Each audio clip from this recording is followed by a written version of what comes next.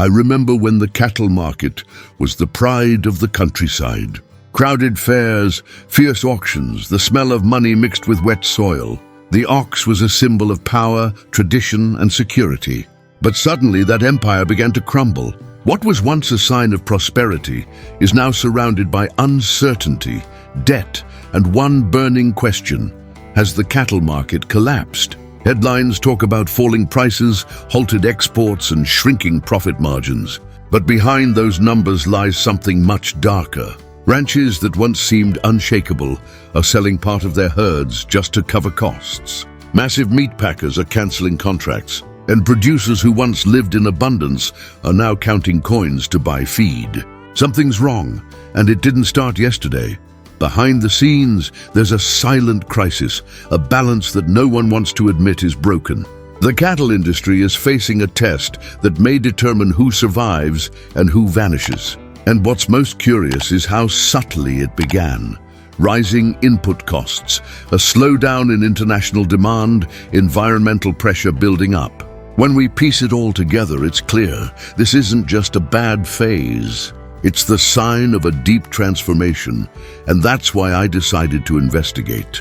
Because collapse might not be the end, but the beginning of something far more unpredictable. To understand the collapse of the cattle market, you need to dig deep, far beyond charts and headlines. The crisis didn't start with a red number flashing on a stock screen or the sudden drop in beef prices. It began on the ranches on the dusty ground, where producers battle every day against costs that only rise. The price of corn, soybeans, feed, medicine all skyrocketed.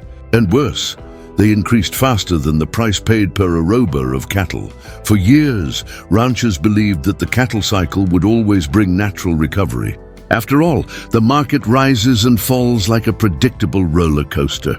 But this time, something changed. Production costs exploded, credit dried up, and profitability vanished. Meanwhile, consumers, strangled by inflation, buy less meat. Exports, once the lifeline of the sector, also lost strength with China's slowdown and political tensions in other markets. But the real problem lies at the core: dependence on an outdated model.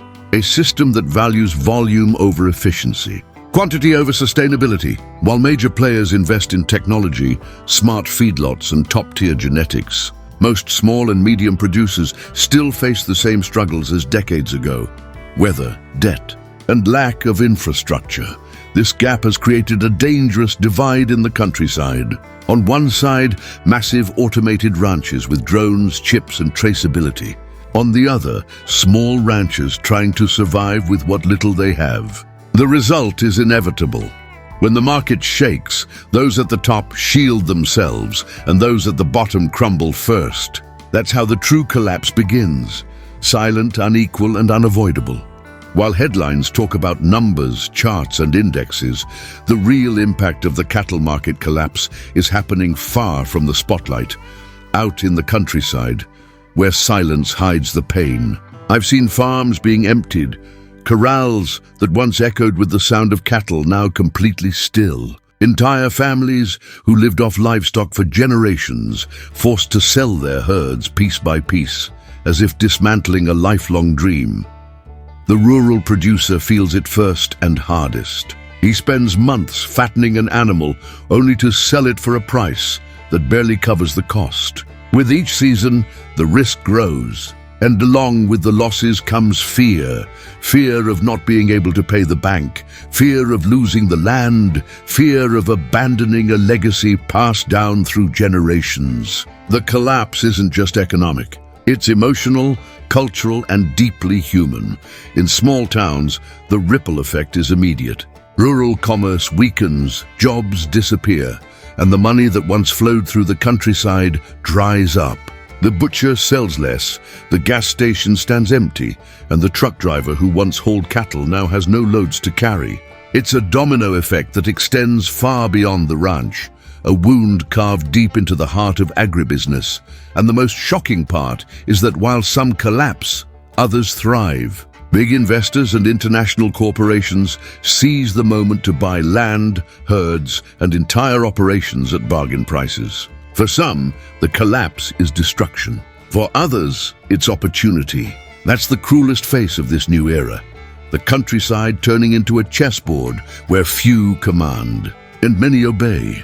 When we talk about a collapse, most people imagine a natural phenomenon, as if the cattle market simply fell apart on its own. But the truth is, nothing in this industry happens by chance. Behind the numbers, powerful forces are moving the pieces: banks, food conglomerates, investment funds, and even foreign governments. In many cases, the collapse is part of a silent restructuring, where small producers lose ground and big capital takes control. In recent years, the countryside has become a strategic target. Food is power, and whoever controls production controls the future. That's why multinational companies are buying meatpackers, controlling exports, and imposing their own rules. They dictate cattle prices, control rural credit, and even influence public policies that should protect producers, but instead serve corporate interests. While ranchers fight to keep their land, these groups buy entire hectares with a single click. There's also a quiet political game at play. Countries that depend on meat imports manipulate sanitary barriers and environmental requirements to weaken competitors. Suddenly, Brazilian or American beef is labeled problematic, not because it's bad, but because it threatens trade interests. It's a rural Cold War, fought with reports, sanctions, and lobbying. And in this chess game, the rancher is just a pawn. He works, invests, believes, but rarely wins. The people deciding the fate of cattle ranching are far from the pastures, sitting in air-conditioned offices, turning lives into numbers. And here lies the true face of the collapse, not as an unavoidable disaster, but as a planned transition.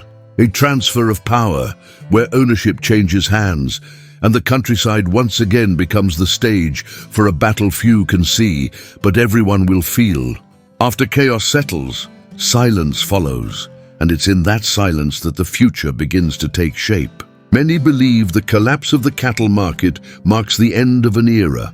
I honestly see it as the beginning of a new battle, because every crisis, no matter how devastating, opens space for those who know how to adapt. The future of cattle ranching won't look like the past. It will be digital, strategic, and ruthless.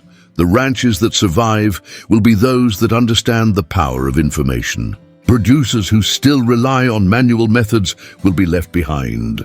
Now, control comes from above, through drones, sensors, management software, and artificial intelligence. Decisions will no longer depend on the owner's instinct, but on precise data about nutrition, climate, genetics, and animal performance. The countryside is becoming a business, and cattle are becoming financial assets, but the transformation won't be only technological. The pressure for sustainability and traceability will intensify. The global market will demand that every kilogram of beef has a story: where it came from, how it was raised, and what impact it left on the environment. Farms that fail to adapt to this new green era will be left out. The modern consumer doesn't just want to eat, they want to know what they're eating. And there's another point: power will become even more concentrated. Large groups will dominate entire supply chains, from production to export. That means less space for small producers, but new opportunities for those who learn to unite. Cooperatives, alliances, and partnerships will become the new survival model. The lone rancher, the one who always did everything on his own, will be swallowed by the system. The future of cattle ranching will be merciless, but also full of possibilities. Those who understand this early won't just survive, they'll lead the new era of global agribusiness. I've walked through entire ranches now left empty. I've seen corrals overtaken by weeds and silos turned into warehouses of memories. And still, I don't believe the countryside is finished. On the contrary, I believe the collapse of the cattle market is a wake-up call, the kind of shock the system needed to reinvent itself. Because every time the soil runs dry, a new cycle begins. And those who truly understand the land know nothing ever really dies. It transforms. The future of cattle, ranching, and rural life is being written right now through the decisions we make today. Every producer, every investor, every person who lives off the land has a choice: resist change or adapt to it. And I've chosen to observe, investigate, and tell these stories. Because the countryside isn't just made of pastures and cattle, it's made of people, courage, and resilience. This collapse isn't the end of agribusiness. It's the birth of a new rural empire.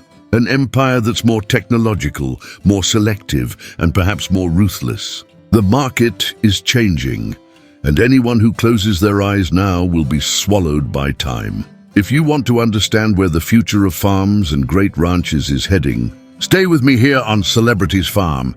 In the next video, I'll take you inside some of the most secretive and powerful properties on Earth.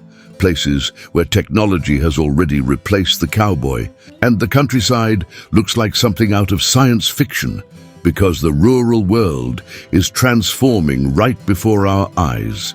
And those who follow Celebrity's Farm see it before everyone else.